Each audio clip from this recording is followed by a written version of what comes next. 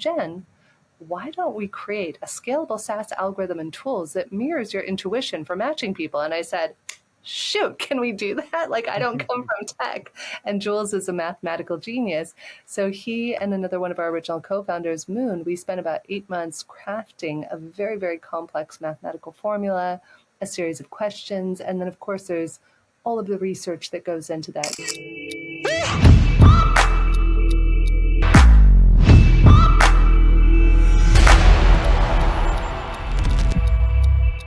All right, everybody, welcome back to another episode of the 1% Podcast. I'm your host, Vin, and I'm Shane.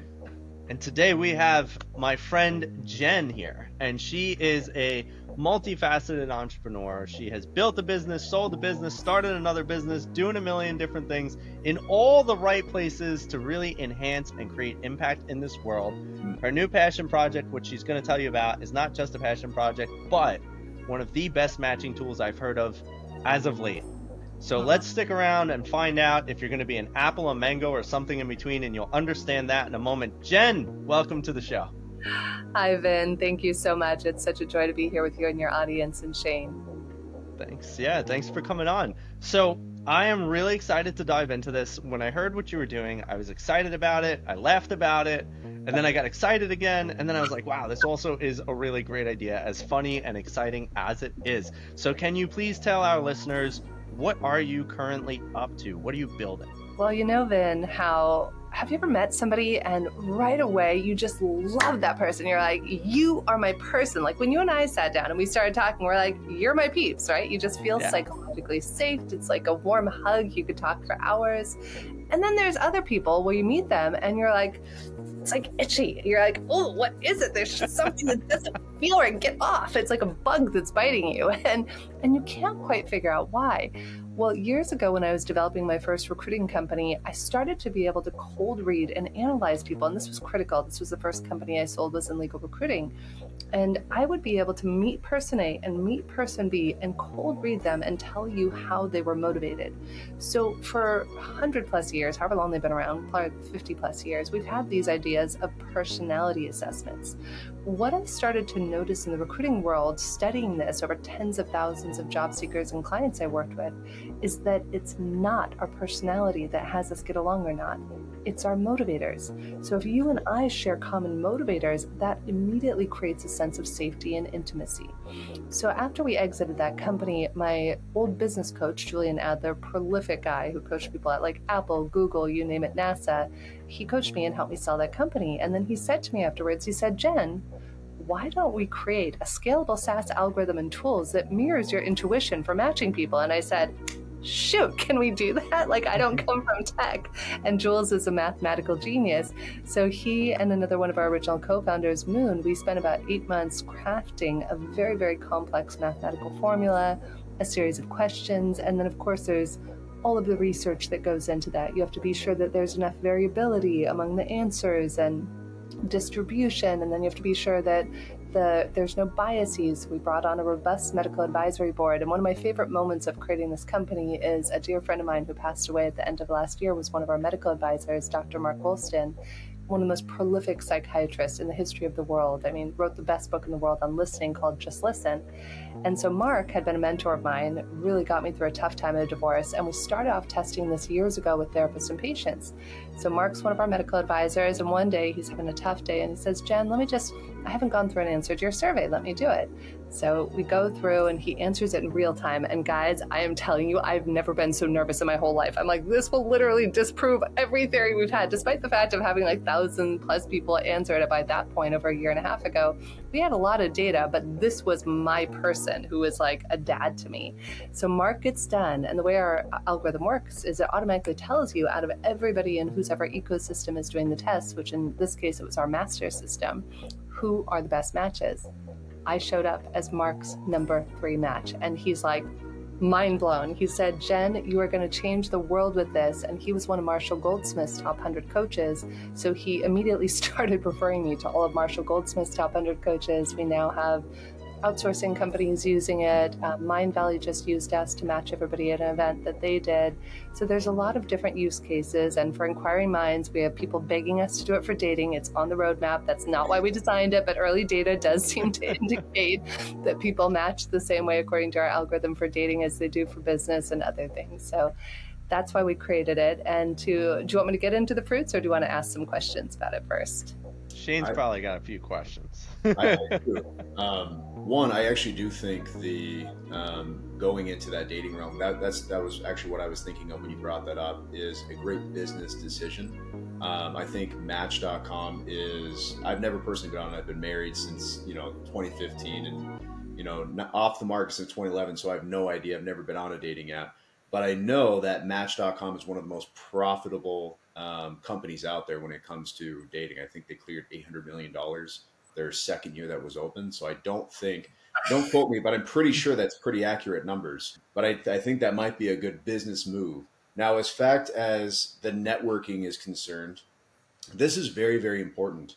Vin and I go to these networking events consistently to meet other people that are like-minded individuals. When we both started this, his company and my company separately, you kind of lose touch with friends, people that aren't like-minded, people that aren't ambitious, or that they just don't have the same goals.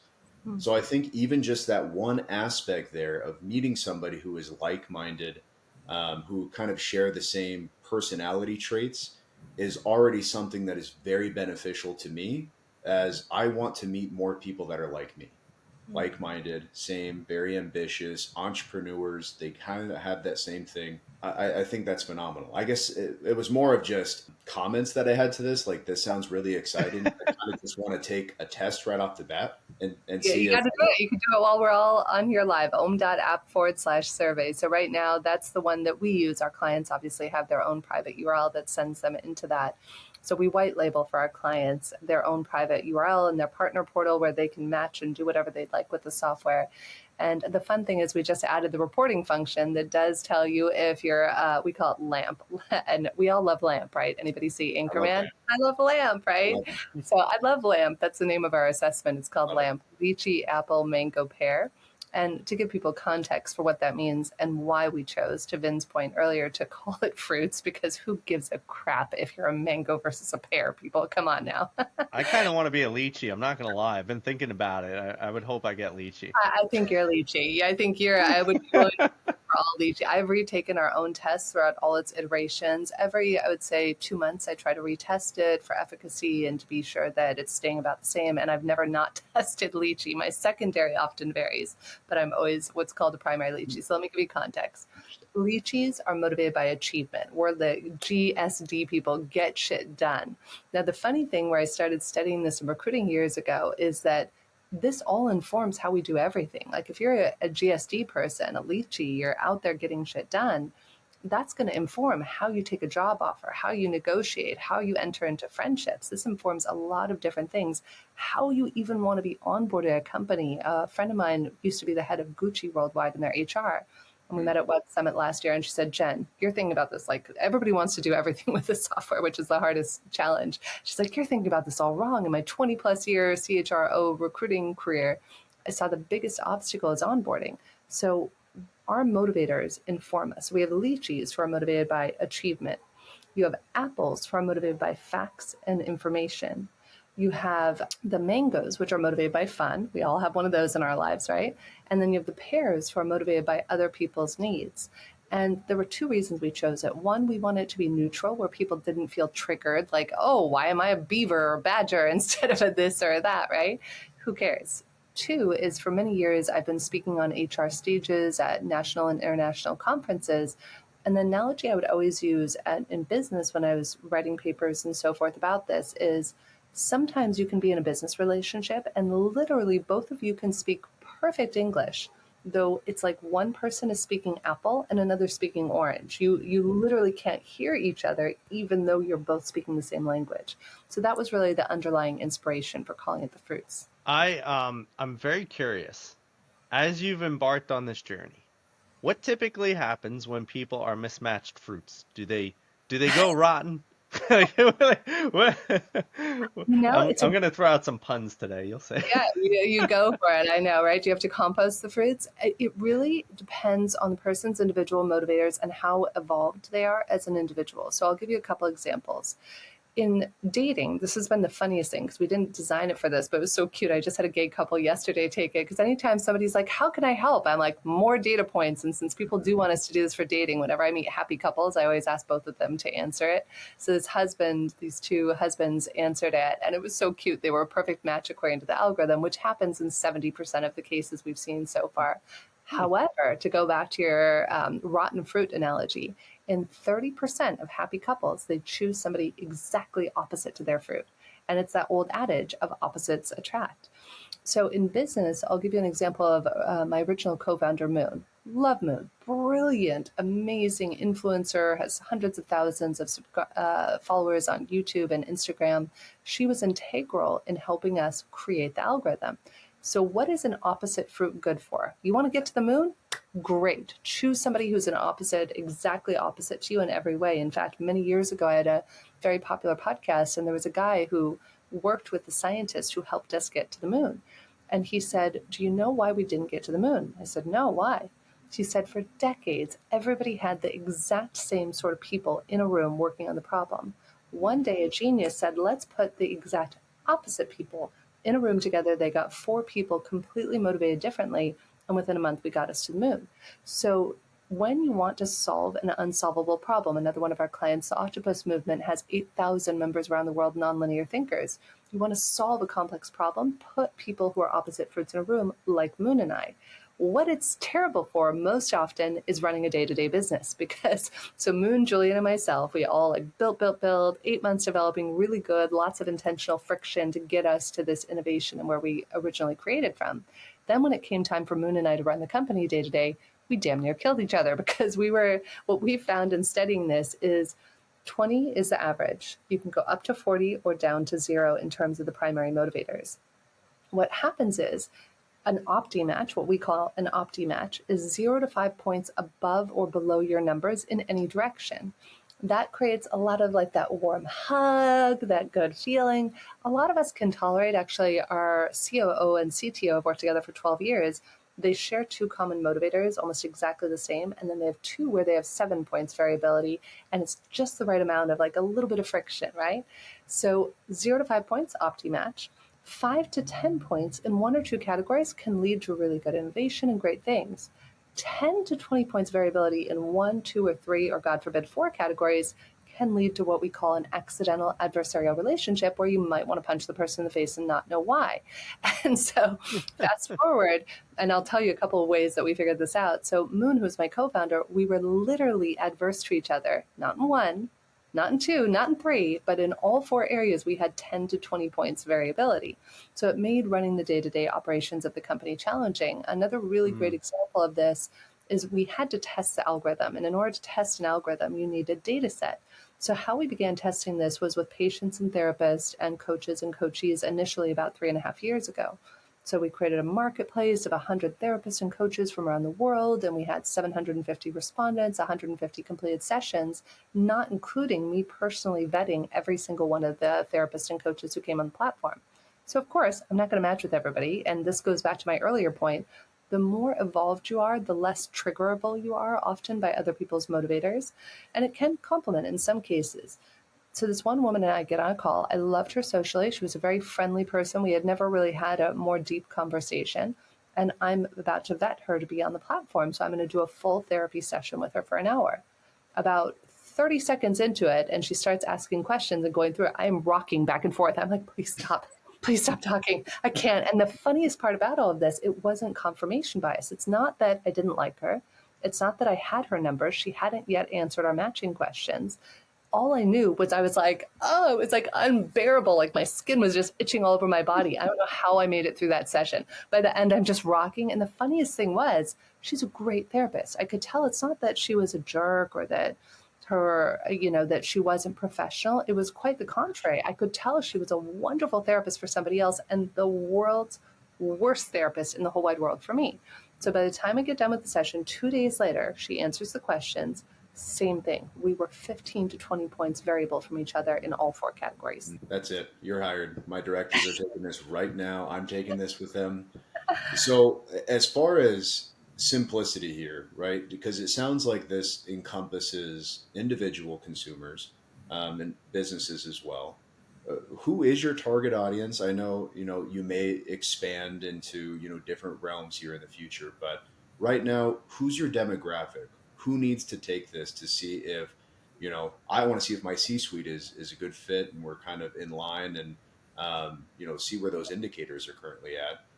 Doesn't mean that I'm going to make anything happen. It's just, okay, I'm going to stay clear over here and let them handle this. But Yeah, information. So I'll give you some really great examples. There's actually a crypto company I work with here and that I coach. And when I was brought in with them, to your point, their CEO and CTO, they shared one common motivator. That really helps, by the way. Having one common motivator as a primary really makes all the difference. But their other 3 were adverse to each other. So we actually did training with them. So even if you know, for example, like Moon and I, that you might be adverse, then you learn to speak the other person's language because so often we treat one another as if we're misbehaving.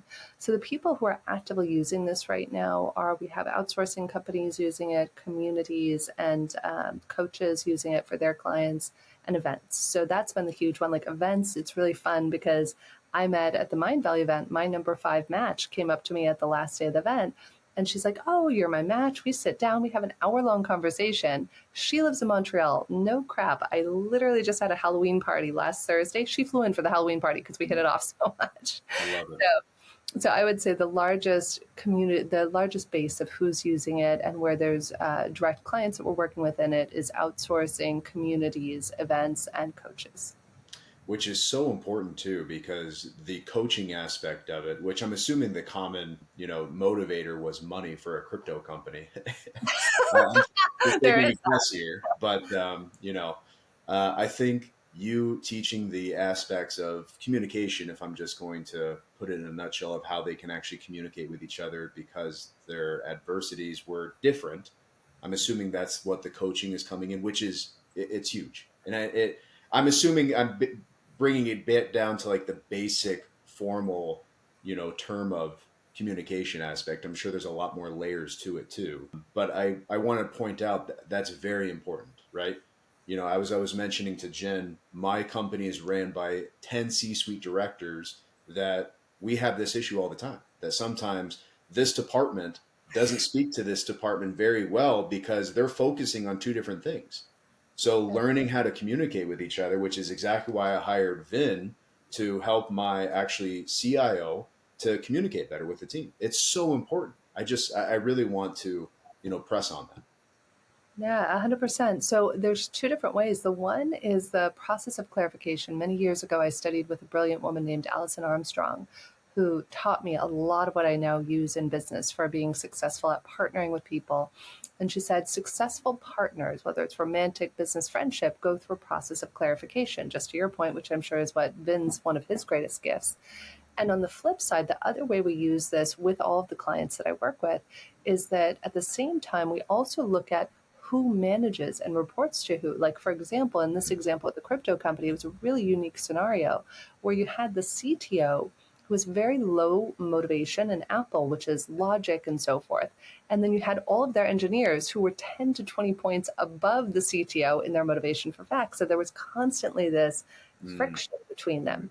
But what was funny was the CEO was a high Apple who was primarily motivated by facts, and he matched very, very well with all the engineers. So slowly but surely, we started off with like little dotted lines. Oh, okay, let's create greater psychological safety by having people have meetings with this one person who was the CEO, but matched better with other people. Well, what's amazing about this, guys, is the CEO and CTO just switched roles because the CTO actually was better for the biz dev team and the marketing team and so forth.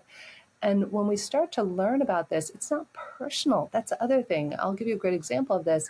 I had one of our service providers, I'll often ask anybody I work with, no skin off my back, would you mind going to om.app and, answer our survey? So one day I'm on a call with one of our providers and I said, would you mind answering our matching questions? Great. So we dive into the things we need to talk about. And I'd asked, there was something that happened. I asked him about it. I said, no, And I said, okay, what about this? No. And I'm like, what about that? No. And by the end of the call, I'm like pulling out my hair and I'm starting to get what I call judgy bunny and angry and frustrated because I've just been told by my service provider, who I pay 3 times, no.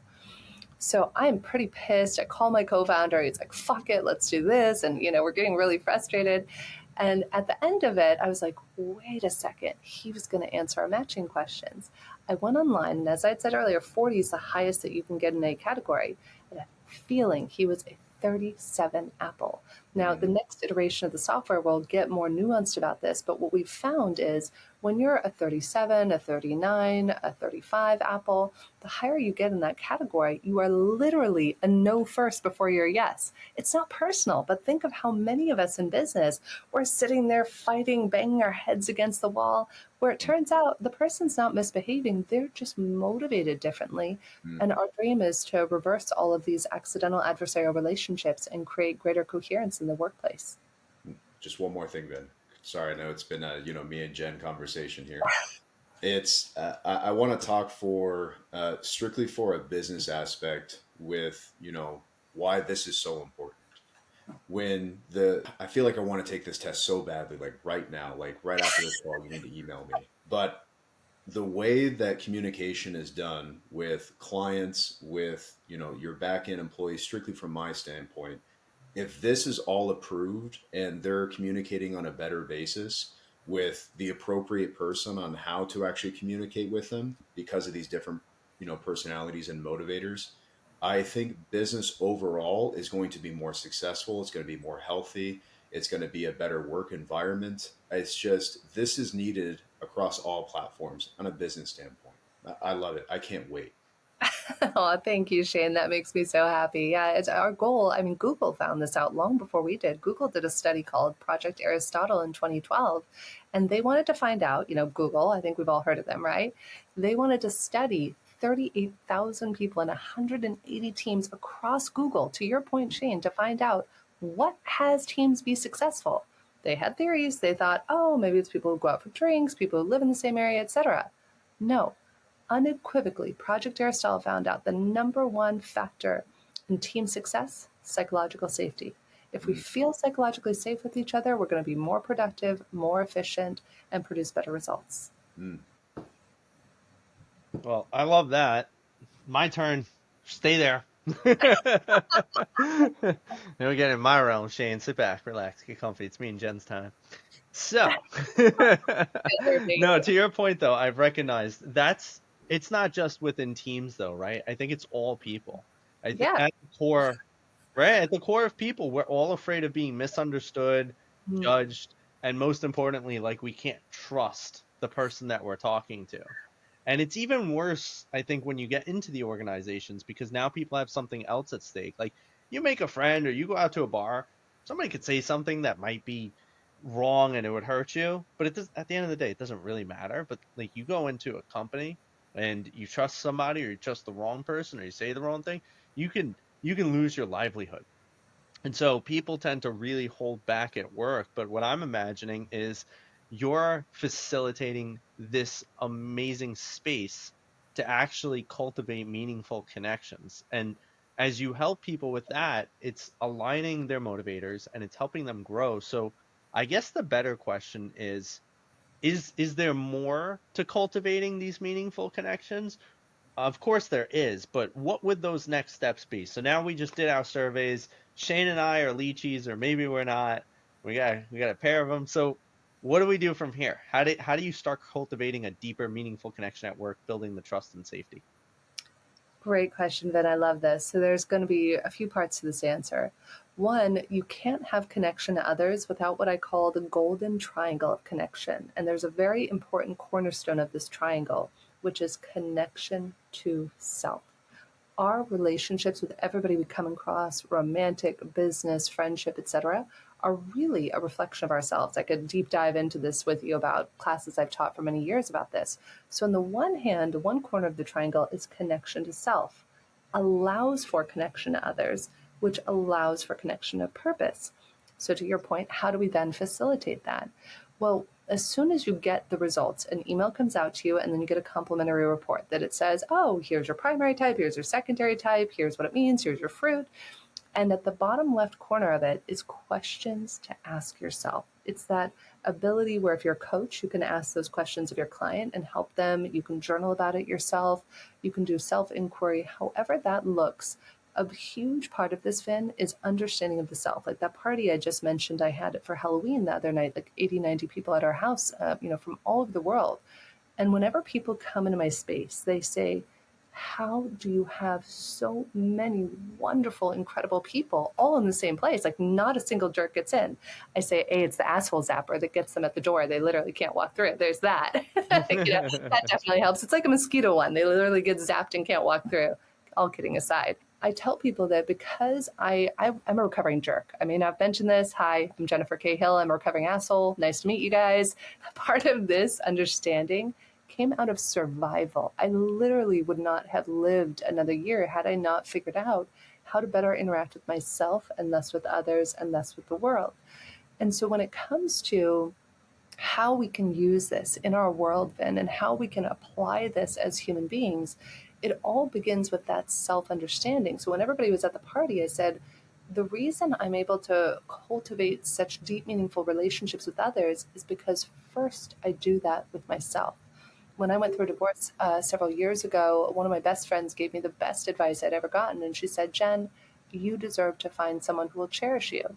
But first, you need to cherish yourself. Mhm. And so all of this is it's kind of like pulling back the Wizard of Oz curtain. A lot of us get angry at others or triggered by others because we don't even understand ourselves. And like a funny analogy I use that I used to teach in a class called How to Deal with Office Jerks or A-holes, whatever you want to call them, is I would say that oftentimes what we're really fighting in business about is we're fighting with each other's 4-year-olds. Like we are not having adult 45-year-old, 33-year-old, 22, 75-year-old conversations. My 4-year-old is fighting with your 4-year-old because neither one of us understands each other. And it's like when your 2-year-old has a tantrum, Vin, there is no arguing with them, right? In the moment, though, just like I did with that service provider, what I failed to mention earlier is the moment I saw that man's results and I saw he was a 37 Apple, my rage, I was like one of those cartoon characters, like steam coming out of my ears, went from like 100 to 0.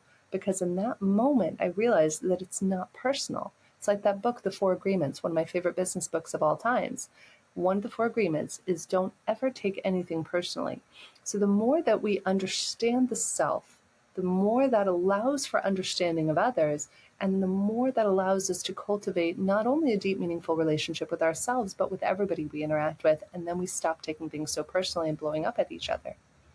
Yeah, I love that because that's people have trouble wanting to invest in coaching because they don't really understand it because they say, well, what's the tangible ROI of my people feeling better? And it's like, I can't give you that number because it's really going to depend on your team and how the dynamics work. But every time I'm in an organization, I always say it's super important to be able to actually have one-to-one time. Like people will try to bring me into their company and just be like, all right, like let's just do only group sessions. I'm like, what's the point of that? Why are we going to do only group sessions, especially if the group doesn't understand themselves? Because we don't see the world as it is, we see it as we are. And so I love where you're going with this, where you're actually making a bigger and better case for those high touch one-to-one interactions. And it doesn't mean that you need to spend tons and tons of time in those one-to-one interactions, but it is very important to be able to highlight to people what it is they need to work on because I'm in that strong alignment with you, especially as I've been doing coaching for well, God knows how long at this point. But I always know that, right? It's we're always just seeing the world from our perspective, and that is the most beautiful part, which really for everyone listening touches back to what Jen said before. Get people in with a different perspective and you can start solving more difficult problems because that's the beauty of it. But the detriment of that is that we're also all reactive because we see the world as we believe it to be. And so these great double-edged swords can usually be worked out through a form of information and awareness because Jen, you know this, right? That knowledge isn't power, it's potential power. But what you do with that knowledge is what's key to everything. And I love how you're also making that case for the awareness you can have about your surroundings can bring you from a 100 to a 0. I love that. Can you go a little deeper into that? Like, where do you see people get super, super stuck? Do you think it's just because they really don't understand, like, what the communicators and the motivators or the factors are, or do you think there's something deeper in there? I love this. You asked a great question, Vin, and I'm like the little kid whose hand is up, like pick me, I You're got in, something. coach. You're in. I put you in. Go. Tap me in. Thanks, coach. So, in terms of this changed my life, and I owe so much of this to Julian, who's now my co-founder of this current company and was my business coach. Huge fan of coaches. As a recovering asshole, I have to tell you, can help us all. So, Julian came in, and I had a team member who was one of our earliest team members. And this is to answer your question of what percentage of this is us, is our circumstances, and how do we shift it? So I had this particular team member, and I'm sure none of you out there listening have ever had this happen, but this person made a couple mistakes. They made one mistake, they made another mistake, they didn't call a client back, they didn't call somebody else back, and all of a sudden, as the CEO of this company, I'm making little notes like, you start to make the case for like the pip to, let somebody go. So one day, Julian says to me, my business coach says, Jen, what if the reason that she is a disappointment is because you are looking for her to be a disappointment? Excuse me? How dare you? She No, told you. it's like I have all the evidence in the world here of why this person is not achieving their potential, blah, blah, blah, right? And so I'm pretty pissed about it. And then Julian gave me the neuroscience behind it. I love science. I kind of geek out on it a little bit. And so Jules tells me the science that Jen, in neuroscience, we know that every second of every day, we are bombarded with 11 million bits of information per second. Guys, any guesses? That's at a subconscious level. Any guess as to how many bits of information we're paying attention to at a conscious level? Get a prize if you get it right. About 100. Yes, nailed it, Vin. 50 to 100. Leading science tells us that out of 11 million bits of information per second, we are only paying attention to 50 to 120 bits per second at a conscious level. So the analogy I always like to use with clients and in talks is that it's like imagine having an infinitely wide, pitch black warehouse that you cannot even see your hand in front of your face. And the only thing you have to guide you is this miner's helmet that sits right on the top of your head with an itty bitty little pen light. And the only thing that you're going to see is those 50 to 120 bits of whatever it is that you're looking for. So let's go back to that example of Julian and the staff member I had. So I'm like, begrudgingly, like even after he gives me the science, I'm like, fine. So he says, here's what we're going to do. For 1 week, this is all I'm going to ask you to do, Jen. I'm going to invite you to write down one good thing she's doing a day. You don't even have to tell her. It can be our little secret.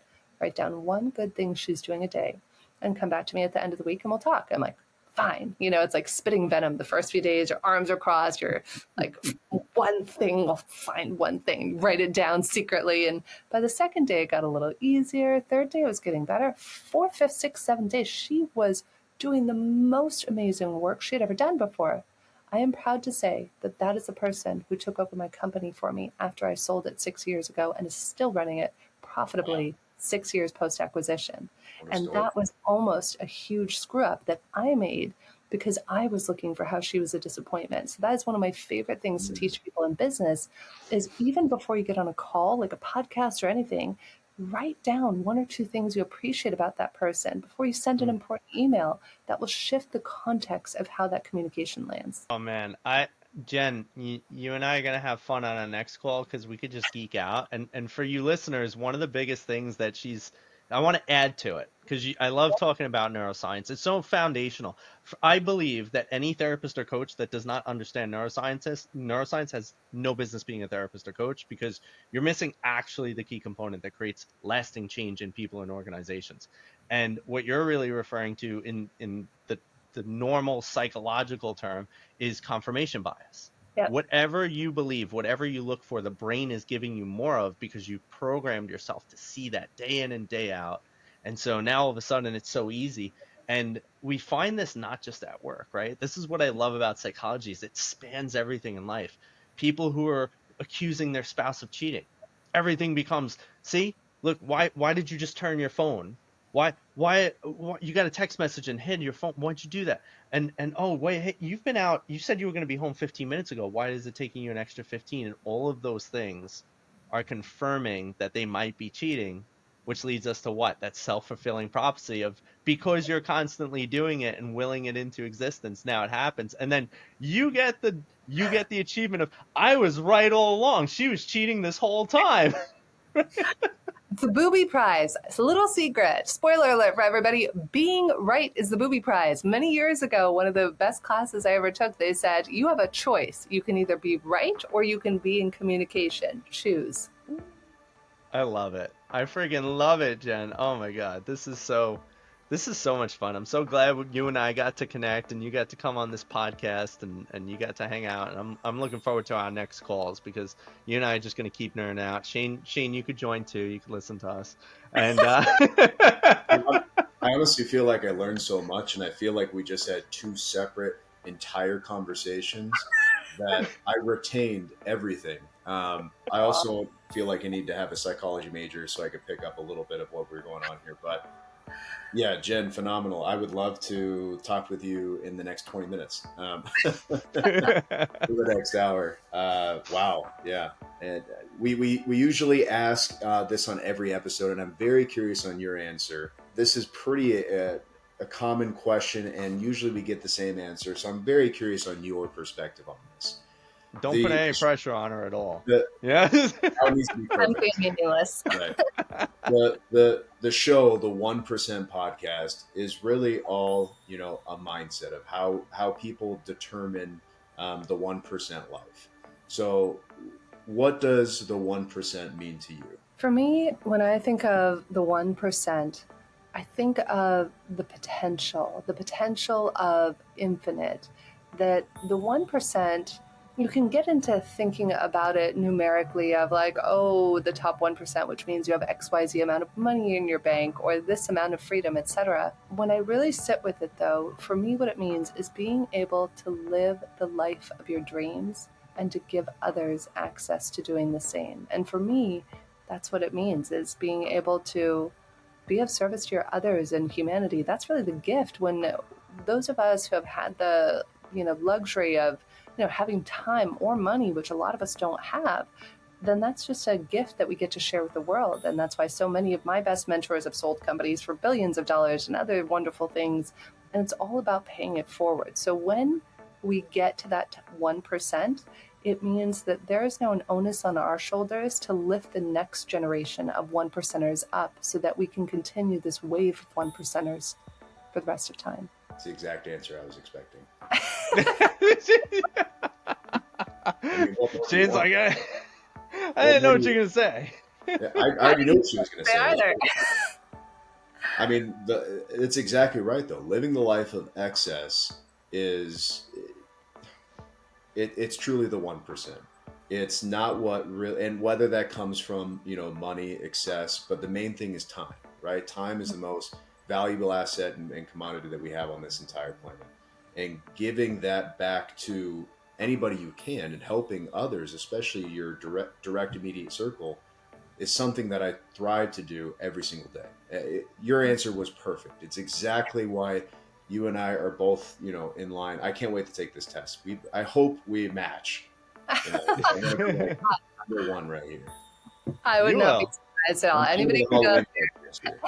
It's om.app/survey. So I'll email it to you both after this. So I'll send a little matching fruit salad report for us all. I love it. And actually, to that point, Jen, please tell the listeners, how can any individual or organization get in touch? Is that link that you just said, is that where they could go, or is there a better methodology? Yeah, absolutely. So our website is om.app for Optimatch. It's very easy. We love that URL. So you can go to om.app. You can request a demo, a call for me. There's time on there that you can book with me. Of course, LinkedIn is a great place. I post a lot and share a lot on there as well. And I certainly welcome connecting with anybody. So either om.app, LinkedIn. You can also find a website where you can book me as a speaker on jenniferkhill.com. Awesome. Thank you so much, Jen. As we really appreciated this, me especially. I don't get to nerd out. A lot of the people that we interview are brilliant in their own way, but you get the deeper inner workings, and so I love our conversations. I'm looking forward to us just doing another one-to-one where we just shoot the shit for an hour. I can't wait. It's going to be a great time. So thank you so much again for being here. Everybody, please go check out Jen's stuff. It is phenomenal, and I'm also going to be using it for my coaching services because I know it's just going to help me level up my clients' game, and I'm excited to bring it into my own business. So I got to get signed up for it, and I have not forgotten about that. I can't wait. So everybody, thank you so much. Like, share, subscribe, follow, give a comment, let us know what you think, and we'll see you next time. Jen, hang around for 1 minute afterwards. All right. Thanks so much, guys. I'm Vin, And I'm Shane. Bye, and guys. we'll see you.